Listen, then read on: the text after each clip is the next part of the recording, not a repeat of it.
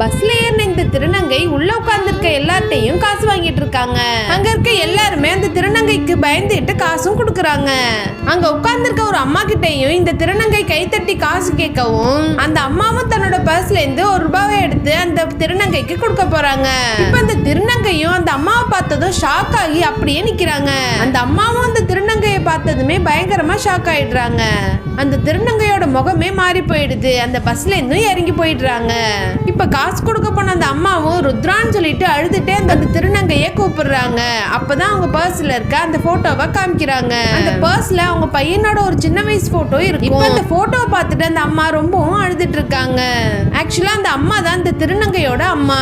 இவங்களுக்கு தான் பையன் ஒரு திருநங்கையா மாறுறது பிடிக்காம அந்த பையனை வீட்டை விட்டு அனுப்பிடுறாங்க. ரொம்ப வருஷம் கழிச்சு பார்த்த தன்னோட பையன் ஒரு திருநங்கையா எல்லார்கிட்டையும் காசு கேட்டுட்டு இருக்கதை பார்த்த அந்த அம்மாவுக்கு ரொம்பவும் கஷ்டமாயிடுது.